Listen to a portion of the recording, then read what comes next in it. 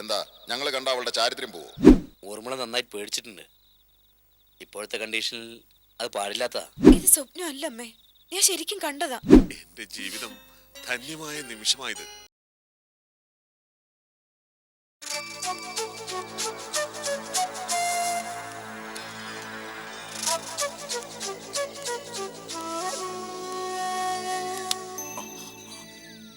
നിനക്കൊരു GLAAD news ഉണ്ട്. നിന്റെ കാമുകി എവിടെ നിന്ന് കണ്ടെത്തി? അവള് ഓ, അവളെ കുറിച്ച് കേട്ടപ്പോ അവന്റെ ഒരു വികാരത്തള്ളലേ. നീ വിഷമിക്കണ്ടടാ, അധികം താമസിയാതെ അവളെ നിന്റെ മുമ്പിൽ കൊണ്ടുതരാം. നിങ്ങൾക്ക് എന്തിനാ അവളെ? കണി കാണാൻ. എന്താ ഞങ്ങൾ കണ്ട അവളുടെ ചാരിത്രം പോവോ? ഞാൻ എത്ര തവണ പറഞ്ഞു എന്റെ ജീവൻ എടുത്തിട്ട് ഊർമിളെ ഒഴിവാക്കാൻ. അവൾ ഒഴിവായിട്ട് എന്തിനാ? പോകുമ്പോ രണ്ടാൾക്കും ഒരുമിച്ച് പോവാം, അതല്ലേ പുണ്യം. നിങ്ങൾക്കറിയില്ല, ഊർമിള അവള് അവള് പ്രഗ്നന്റ് ആണ്. അയ്യോ, ആണോ? അപ്പൊ രണ്ടാളല്ല ഒരുമിച്ച് ജീവനോട് ദയിക്കാൻ പോകുന്നത്, മൂന്നാമതൊരാൾ കൂടിയുണ്ട്. ഇത്രയും ക്രൂരത കാട്ടിയിട്ട് നിങ്ങൾക്ക് എന്ത് കിട്ടാനാ? പണം. എന്താ പുത്തൻ നോട്ടുകൾ എണ്ണി എണ്ണി തരുമ്പോ ഞങ്ങൾക്ക് എന്താ പുളിക്കൂ? പണം താൽക്കാലിക ആശ്വാസമാണ്. ഒരു പാവം പെണ്ണിനെയും അവൾക്ക് പിറക്കാൻ പോകുന്ന കുഞ്ഞിനെ നശിപ്പിച്ച ഞാൻ നരകത്തിൽ പോവും, വറചട്ടിയിലിട്ട് എന്നെ പൊരിക്കും. എടാ കള്ള കാമുക, ഭൂമിയിൽ തന്നെ ആടാ സ്വർഗവും നരകവും. അതറിയാത്ത നിനക്കൊക്കെ ഇത് തന്നെ ശരിയായ വിധി. ഏതായാലും രണ്ടാൾക്കും ഒരു ഭാഗ്യമുണ്ടായി. ഉടനെ അവളെ കിഡ്നാപ്പ് ചെയ്യേണ്ടെന്നാ മുകളിൽ നിന്നുള്ള നിർദ്ദേശം. ഇപ്പോ നിരീക്ഷണം മാത്രം, അത് താൽക്കാലികമാണ്. ഉടനെ കടുത്ത തീരുമാനങ്ങൾ പ്രതീക്ഷിക്കാം. അത് കഴിഞ്ഞ രണ്ടിനെ ഒരുമിച്ച് തല്ലിക്കൊന്ന് ഏതെങ്കിലും കയത്തിലോ തുരുത്തിലോ കൊണ്ട് ഇടും ഞാൻ. രണ്ടും ഒരുമിച്ച് അഴുകി ചീഞ്ഞ് പൊങ്ങുകയും ചെയ്യും. അതോടെ ഞങ്ങളുടെ ജോലി തീർന്നെന്നാവും. ഇല്ല, അപ്പോഴും തീരില്ല. നിന്റെയൊക്കെ ചീഞ്ഞഴുകിയ ജഡം വെട്ടിപ്പൊളിച്ച് പോസ്റ്റ്മോർട്ടം നടത്തുമ്പോ അത് സൂയിസൈഡാണെന്ന് ഡോക്ടറും പോലീസ് സർജനും എഴുതി ഒപ്പുവെക്കും വരെ ഞങ്ങൾക്ക് പണിയോട് പണിയായിരിക്കും. ഓ, ഈ ജോലിയുടെ ഒരു ഉത്തരവാദിത്വേ.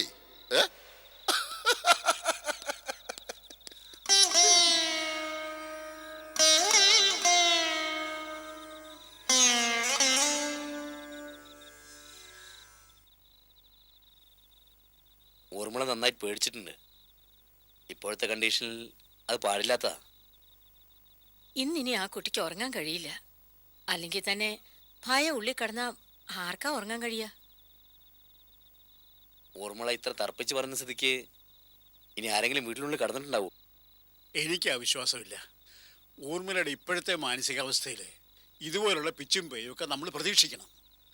ഹരി ജയിലിലാണെന്നുള്ള വിശ്വാസം, അയാൾക്ക് എന്തെങ്കിലും അപകടം പറ്റുമോ എന്നുള്ള അതിൽ കിടന്ന ചിന്ത, അതിൻ്റെ കൂടെ ഹരിയുടെ സുഹൃത്ത് വേണു തന്നെ കണ്ടെത്തുമോ എന്നുള്ള ഭയം, ഇതൊക്കെ ആലോചിച്ച് കിടന്ന ആരാ ഇത്തരം കാഴ്ചകൾ കാണാത്തത്? എന്ന് കരുതി ഇതങ്ങനെ ഒരു വെറും സ്വപ്നമായിട്ട് കണ്ട് തള്ളിക്കളയണ്ട.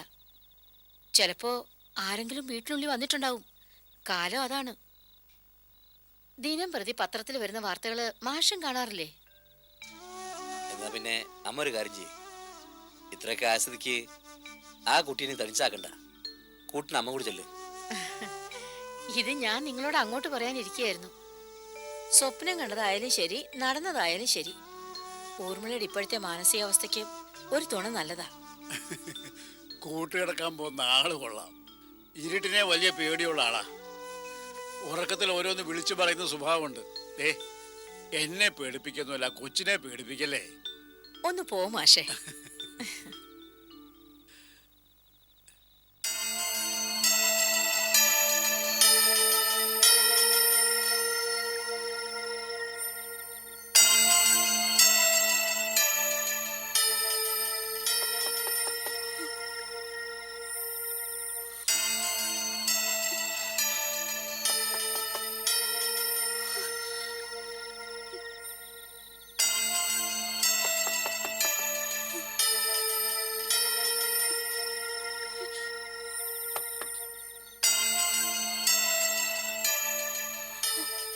ആരാ?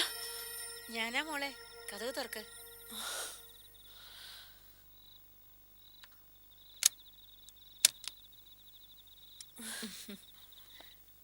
അമ്മ മോള് കരുതി വീണ്ടും ആരോ വന്നു എന്നല്ലേ? ഒക്കെ മോൾക്ക് തോന്നിയതാ. ഭയപ്പെടുത്തുന്ന എന്തെങ്കിലും സംഭവങ്ങൾ ഓർത്തു കിടന്നാ ഇത്തരം സ്വപ്നങ്ങൾ കാണുന്നത് സാധാരണയാ. ഇത് സ്വപ്നമല്ല അമ്മേ, ഞാൻ ശരിക്കും കണ്ടതാ. ആരുടെയൊക്കെ കാൽപെരുമാറ്റവും കേട്ടു. ഏതായാലും മോള് ഭയന്ന സ്ഥിതിക്ക് ഞാൻ ഇനി മോൾക്ക് കൂട്ടുകിടക്കാനാ മോളിന്നുള്ള നിർദ്ദേശം. അതിൻ്റെ ഒന്നും ആവശ്യമില്ല അമ്മേ. അമ്മ കൂട്ട് കിടന്നാലും ഇന്നിനി എനിക്ക് ഉറക്കം വരില്ല.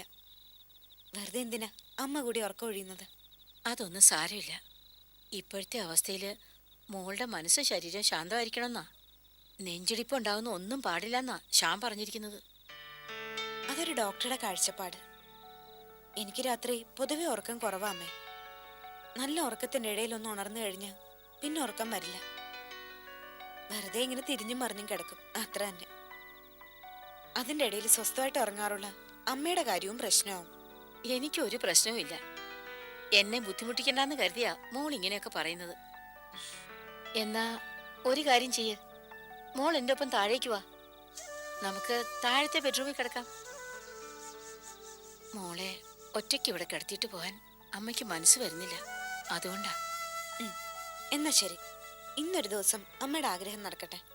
പക്ഷെ താഴേക്ക് പോണ്ട, ഇവിടെ തന്നെ കിടക്കാം എന്ന് കരുതി ഇതൊരു പതിവ് പരിപാടിയാക്കണ്ട കേട്ടോ. ഓ, നിന്റെ ഒരു കാര്യം.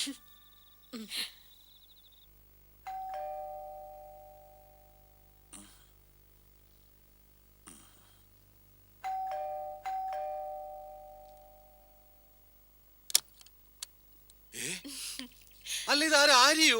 അതെ, ആര്യ തന്നെ. എന്താ വിശ്വസിക്കാൻ പറ്റുന്നില്ലേ? ഓ, ഒരു സർപ്രൈസ് വിസിറ്റ് ആയി പോയി. ദേ അച്ചായ, ഞാൻ വാക്ക് പാലിച്ചു. കാണാന്ന് പറഞ്ഞ കണ്ടിരിക്കണം. പറയുന്ന വാക്കിന്റെ കാര്യത്തിൽ ഞാൻ വലിയ പഞ്ചുല. അല്ല, ആര്യ ഇതെങ്ങനെ വീട് കണ്ടുപിടിച്ചു? അച്ചായന്റെ വീട് കണ്ടുപിടിക്കണമെന്ന് തോന്നി കണ്ടുപിടിച്ചു. ഇനിയിപ്പൊ വീട് കണ്ടുപിടിച്ച സ്ഥിതിക്ക് അച്ചായനെ കാണണമെന്ന് തോന്നിയാ ഉടനെ കാണാലോ. എന്താ അച്ചായ, ഞാൻ വന്നത് ഇഷ്ടപ്പെട്ടില്ലേ? ഇഷ്ടപ്പെട്ടില്ലെന്നോ? എന്റെ ജീവിതം ധന്യമായ നിമിഷമായത്. പിന്നെന്തിനാ കള്ളന്മാരെ പോലെ ചുറ്റിനും നോക്കുന്നേ?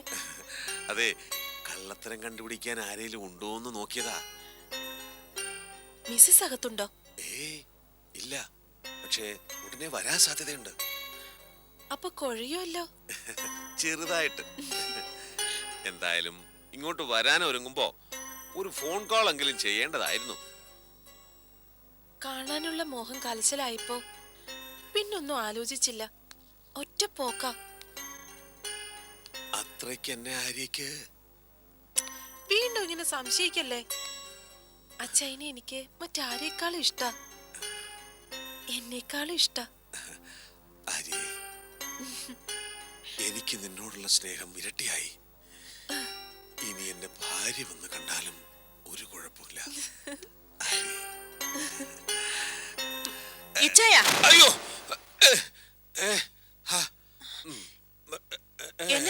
ഒന്നുമില്ല, വെറുതെ. നീ ഒന്നും കണ്ടില്ലല്ലോ. എന്നതാ കാണാൻ? ഏയ്, ഒന്നുമില്ല. പട്ടാ പകല് പോത്തിനെ പോലെ കിടന്നുറങ്ങിയിട്ട് ഓരോരോ കിനാവ് കാണാ. അല്ല, എന്ത് കിനാവാ കണ്ടേ? അത് പിന്നെ നിന്നെ ആരൊക്കെയോ കൂടി ആക്രമിക്കാൻ വരുന്നു. എന്റെ ചങ്കങ്ങ് പിടഞ്ഞുപോയി. എന്റെ ആലീസും ഒക്കെ എന്നതേലും പറ്റിയ ഞാൻ പിന്നെ ജീവിച്ചിരിക്കുകയല്ല. ഓ, ഈ ഇച്ഛായന്റെ ഒരു കാര്യം. ഭൂമിയിലായാലും സ്വർഗത്തിലായാലും നമ്മൾ ഒരുമിച്ച് ജീവിക്കും, ഒരുമിച്ച് മരിക്കും. ഇച്ഛായനില്ലാതെ ഞാൻ ഒരിടത്തേക്കും പോവില്ല.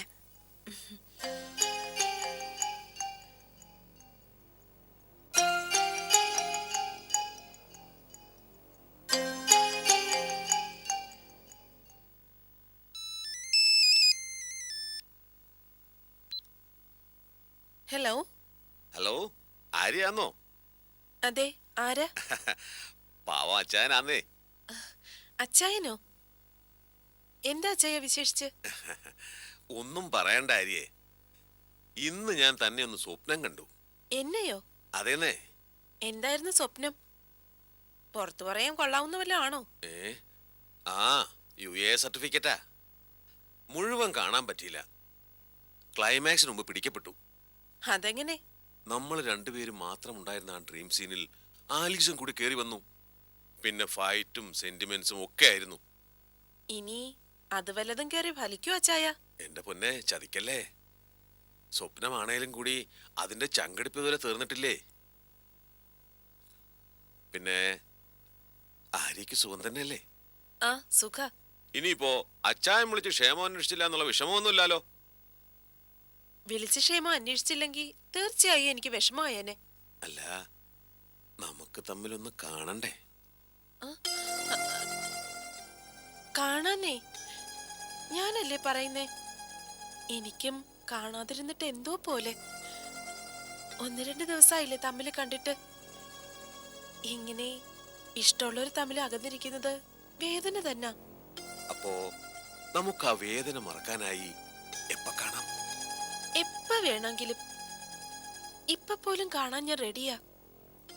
എന്നെ വിളിച്ച് പറഞ്ഞാ മതി. ശരി, ഞാൻ വിളിച്ചു പറയാം. ഓക്കേ. ഓക്കേ.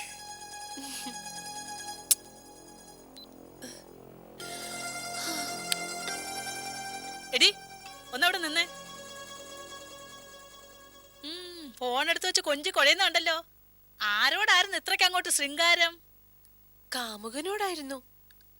ഇത് പുതിയതാ. പ്രേമം തുടങ്ങിയിട്ട് ഒരാഴ്ചയായിട്ടുള്ളൂ. പുള്ളിക്കാരന് എന്തോ എന്നെ കാണാതിരുന്നിട്ട് തീരെ പറ്റുന്നില്ല. അങ്ങനെ വിളിച്ചതാ. ഇനി ഒരു 8-10 പേര് വേറെയുണ്ട്. അതില് 3-4 പേർക്ക് ഇവിടുത്തെ ലാൻഡ് ഫോൺ നമ്പരും കൂടെ കൊടുത്തിട്ടുണ്ട്. ഇനി എന്റെ മൊബൈൽ എൻഗേജ്ഡോ ചാർജ് ഇല്ലാതിരിക്കുകയാണെങ്കിൽ മെസ്സേജ് കിട്ടുമല്ലോ. അങ്ങനെ ആരുടെങ്കിലും കോളുകൾ വന്നാ എന്നോടുള്ള ദേഷ്യം വെച്ച് ഫോൺ തരാതിരിക്കരുത്. അത് അവർക്ക് എന്നോടുള്ള ദിവ്യമായ പ്രേമം നിഷേധിക്കലാവും. അത് ഈശ്വരകോപം കിട്ടുന്ന പാവാ. ഇനി എന്താ അറിയേണ്ടത്? ഞങ്ങള് തമ്മിൽ എന്താ സംസാരിച്ചെന്നറിയണോ? പറയാം. പക്ഷേ അത് ഇത്ര എരിവും പുളിയും ഒക്കെ ഉള്ള കാര്യ. അതൊക്കെ കേക്കാൻ പ്രായം അനുവദിക്കോ? എങ്കി പറയാം. അയ്യോ വേണ്ട വേണ്ട. നീ വേണമെങ്കിൽ അതും പച്ചയ്ക്ക് പറയും. കുടുംബക്കാർക്ക് കേൾക്കാൻ കൊള്ളുന്ന ഭാഷ ആയിരിക്കില്ലല്ലോ അത്. അതുകൊണ്ടല്ലേ നിങ്ങളോട് പറയാന്ന് പറഞ്ഞേ. അതിലും നല്ലതേ ദേ നിന്റെ വീട്ടിലിരിക്കുന്ന കാരണവന്മാരോട് പോയി പറയുന്നതാ. ദേ പെണ്ണെ, ഒരു കാര്യം ഞാൻ ഓർമ്മിപ്പിക്കുക. പ്രായപൂർത്തിയായ ആണും പെണ്ണും ഉള്ള വീടായത്. ഇവിടെ നിന്നിങ്ങനെ മറ്റുള്ളവരോട് ശൃംഗരിക്കുകയും കൊഞ്ചിക്കൊടയും ചെയ്യരുത്. നീ ഇവിടെ ഉണ്ടെന്ന് കരുതി ബാക്കിയുള്ളവർക്ക് കണ്ണും കാതൊന്നും പൊത്തി നടക്കാൻ കഴിയില്ല. ഇത്തരം ശീലങ്ങളൊക്കെ എന്നെ പഠിപ്പിച്ചത് ആരാന്നറിയോ? നിങ്ങളുടെ മോനാ അപ്പു നമ്പ്യാര്. അയാളെ ഇതൊക്കെ പഠിപ്പിച്ചു കൊടുത്തത് നിങ്ങളായിരിക്കും. നിങ്ങൾക്കല്ലാതെ മറ്റാർക്കും ഇത്രയും തറയാവാൻ കഴിയില്ല. ദേ നിന്നെ ഞാൻ. ഒച്ച വേണ്ട, ഒച്ച വേണ്ട. നിങ്ങൾ ഒച്ച എടുത്താ ഞാൻ കൂവാൻ തുടങ്ങും.